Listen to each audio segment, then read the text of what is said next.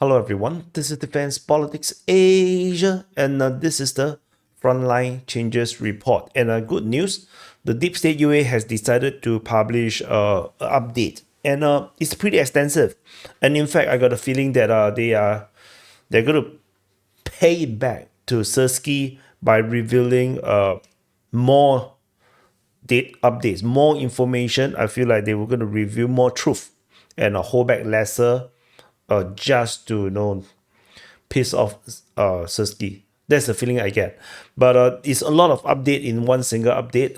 But maybe it's because they also didn't update for 3 days, so there is also a possibility. So we have a lot of frontline changes, as you can see over on this box. But I'm going to cover it before I forget. So we'll go into the updates from the Kursk front first. So over at the Kursk front, the Kurakhove situation continued to devolve the Ukrainian positions in this area, with the geolocation confirming the Russian forces have advanced in the direction of Viktorovka. So they are going to hit towards Viktorovka. So this is the frontline change in this sector, with the distance traveled is around 4 kilometers. So that's the update over at Kursk front on the western flank. And then after Viktorovka, we go to Zaporizhzhia over in the Pishchane front.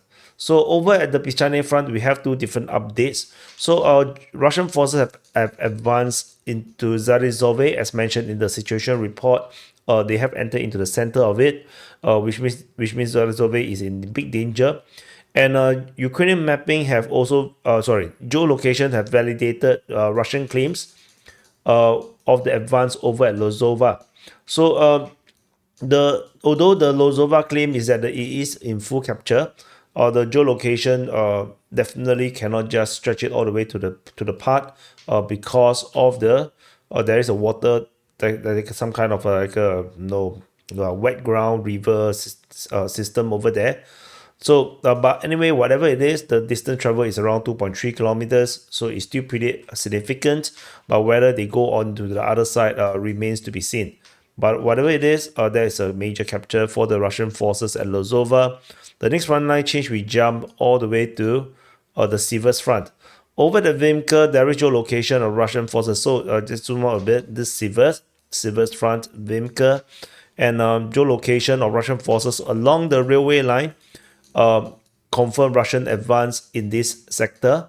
So some advance in this area here. Distance traveled is around half a kilometer. So that's off at Vimka. After that is over at Toreks. We have the banana appearing over in Shebeniivka, with Russian forces suddenly appearing in almost the northern part of Shebeniivka. So it's unknown what is the situation around it over at Novopolsky or Petrivka or at the rest of Shebeniivka is currently unknown, but it is pretty significant for the Russians to appear this high up over in Shebeniivka. So that's all from Shebeniivka. The distance is from the front line is around 2 kilometers, by the way. So over the next front line change, we jump all the way to put up to the Pokrovsk front. Over the Pokrovsk sector, the Ukrainian mapping Deep State UA have basically just like diarrhea, a lot of intel. All this is updated. Just this piece alone is 19.5 square kilometers. They just don't give a damn anymore. They're not holding back, and they basically show that the Russians have advanced greatly. But first, we need to talk section by section, because the areas is just a bit too big. Over at the Pokrovsk region, all the way to Novosilka, Russian forces have basically reached the south of Pokrovsk, which is a very tiny village. So the Russian forces basically advanced in all of this area here, confirming previous Russian claims of advance in the south of Kurakhove, and in fact they went further. This also means that Salone is now under threat. Russian forces also advanced further inside of Novosilka. So that's the update regarding this sector. The distance traveled from Kurakhove to the front line is around 1.3 all the way to 2 kilometers in terms of distance. Moving further south from this area here, we have this massive chunk of Russian forces. Significantly is that they have entered Ukrainka. They have captured most of Novosilka. They have secured Pishchane as well as entering Novoyelizaveta. So this is the significance in this sense.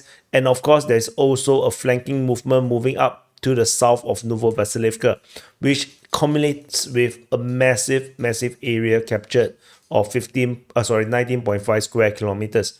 Massive advance in this sector, totally changing the entire tactical situation in this area here.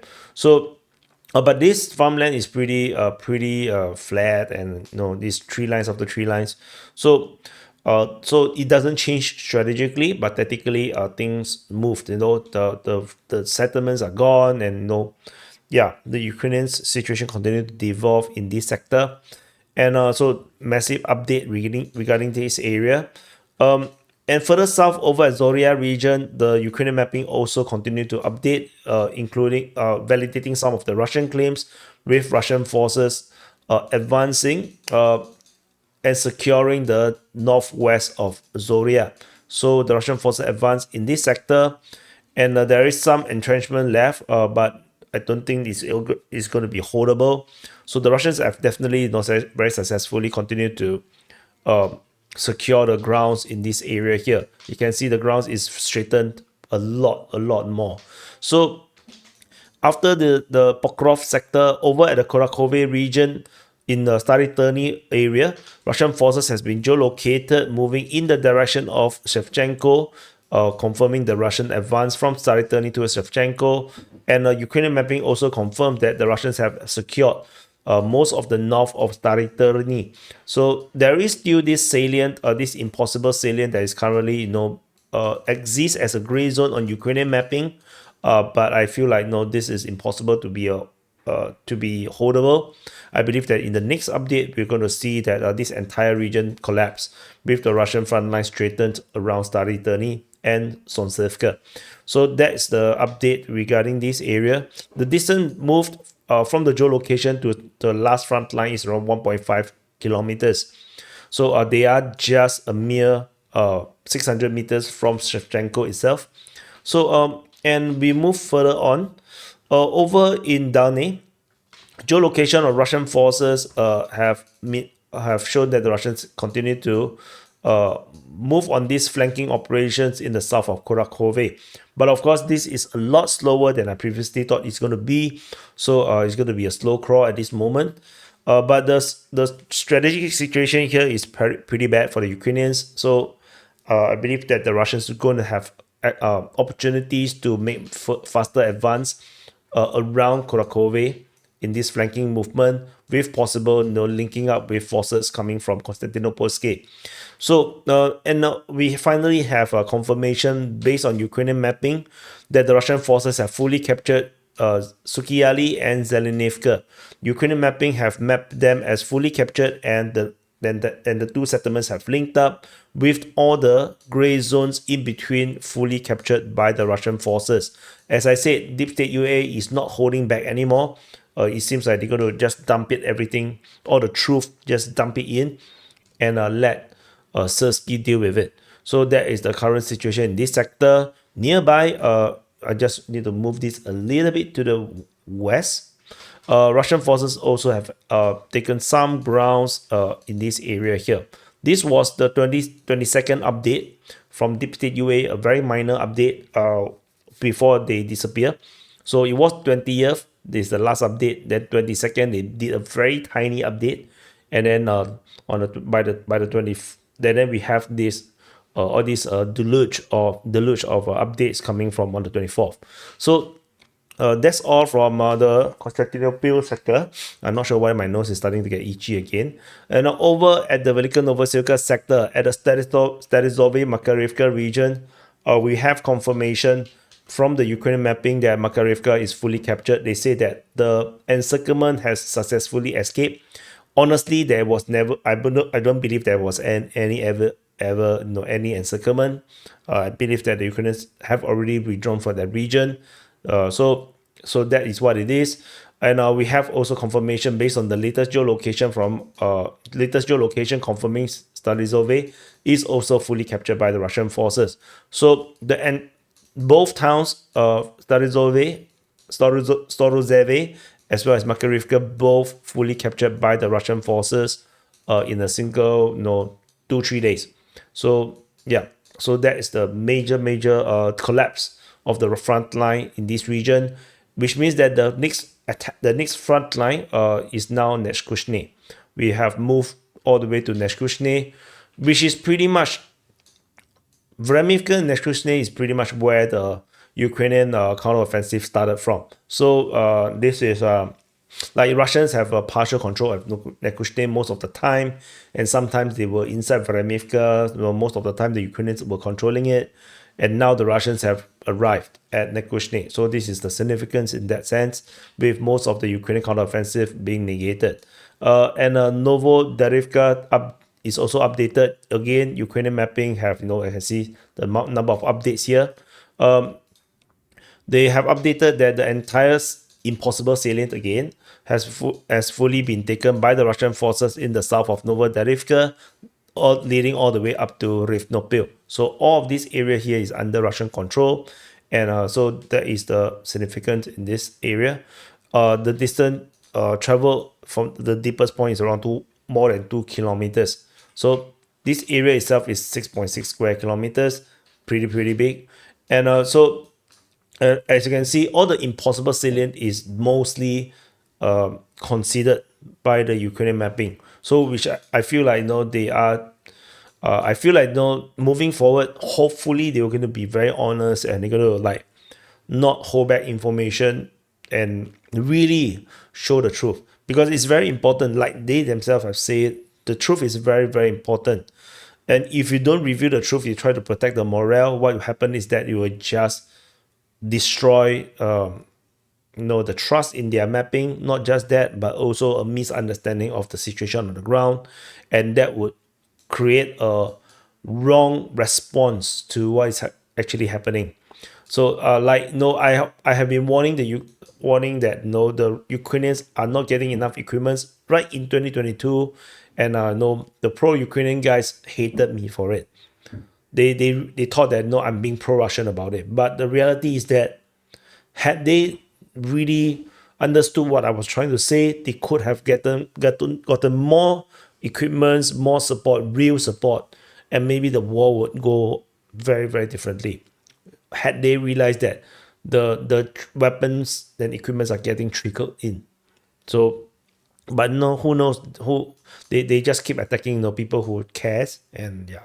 So Russian mapping have shown that the Ukrainians have taken the causeway as well as some part of the northern part of the southern part of Kayamsky. So the northern part of the southern half of Kayamsky. So this is a continuation of the front line from the geolocated part. So the Russians are currently counter-attacking and trying to retake the position. So that's all from this area, and that's it. This is the entirety of all the frontline changes. And let's do some calculation. The total area captured by the Ukrainians is mainly over at Kayamsky. This area here constitute to 1.55 square kilometers. So for the Russians, the biggest capture is at Pokrovsk, because the Ukrainian mapping basically revealed the massive capture by the Russian forces in this Pokrovsk front. So the total is 27.63 square kilometers, which is pretty huge. The collapse of Starozhzhia as well as Makarivka contribute to 15.07 square kilometers, including the collapse at Novosilka. These two areas contributed 15.07, which is the second biggest collapse for the past 2-3 days. So, and also notable to say, the frontline updates at Zelenivka Sukiyali contributed over 8 kilometers, and Pishchane front with the collapse of Lozova region and the Zaporizhzhia region also contributed almost 8 kilometers, 8 square kilometers. So do some mathematics and see what's the total area captured by the Russian forces. So you can bring in the Mr. Calculator. Hi, Mr. Calculator. So 3.46 plus 7.91 plus 0.27 plus 0.91. Yeah, plus 27.63 plus 5.22 plus 8.62 plus 15.07. So total area capture is 69.09 square kilometers, which is pretty big. This is back to the big numbers again.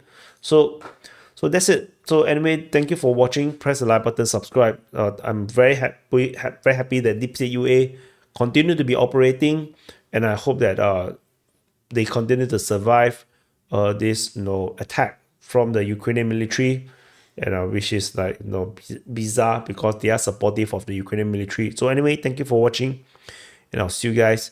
And also check out the Ukraine Siversk. This report is focusing more on the SDF, the Kurds, and their fight against the Turkish forces. And I'll see you guys in the next update.